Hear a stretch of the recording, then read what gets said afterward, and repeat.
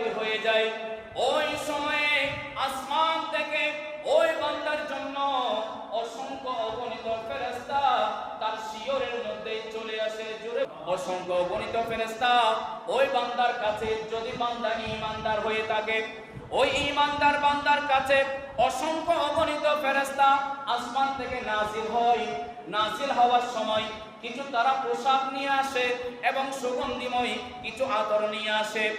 বারা ইবনে আযিব রাদিয়াল্লাহু তাআলা আনহু বলেন, ওই সময়ের মধ্যে আজরাইল আলাইহিস সালাতু ওয়াস সালাম ওই মুমূর্ষ ব্যক্তির পাশের মধ্যে আসেন।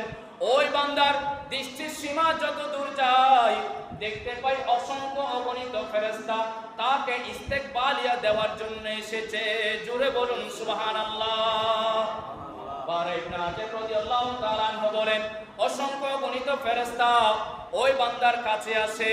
এরপরে আজরাইল আলাইহিস সালাতু ওয়াস সালাম ওই বান্দার পাশে এসে বলেন, ইয়া আইয়াতুহান নাফসুল মুতমাইন্না ইরজিই ইলা রাব্বিকি রাদিয়াতাম মারদিয়া ফাদখুলি ফি ইবাদি ওয়াদখুলি জান্নাতি।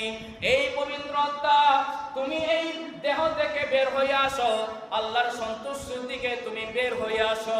আজরাইল আলাইহিস সালাতু ওয়াস সালাম ওই মুমিন ব্যক্তির মাথায় হাত দিতে না দিতে পিঁপড়া যেমন কামড় দিলে আমরা ব্যথা পাই, এইরকম ব্যথা অনুভবের মাধ্যমে ঈমানদার ব্যক্তি থেকে আজরাইল আলাইহিস সালাতু ওয়াস সালাম জানকে বের করে নিয়ে যান। জোরে বলুন সুবহানাল্লাহ।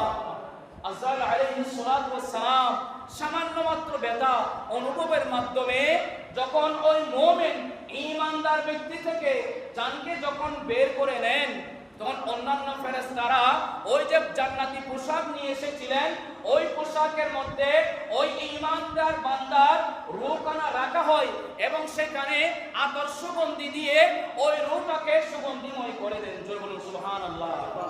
যদি বান্দা কি হন? ঈমানদার হন। যদি বান্দা কি হন? ঈমানদার হন। ওই ঈমানদার বান্দার রূহখানা বের করার পরে ফেরেশতারা নিতে নিতে প্রথম আসমানে নিয়ে যান। যাওয়ার সময়ে যত ফেরেশতার সাথে সাক্ষাৎ হয় প্রত্যেকেই বলে, নিশ্চয়ই ঈমানদার ব্যক্তির রূহ নিয়ে যাওয়া হচ্ছে, এই জন্য এই রূহ থেকে সুগন্ধি বের হচ্ছে। সুবহানাল্লাহ।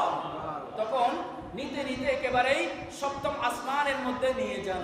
নিয়ে যাওয়ার পরে আল্লাহর কাছে বলেন, আল্লাহ, আমি তো তোমার একজন ঈমানদার বান্দার রূহ নিয়ে এসেছি, এখন কোথায় রাখবো?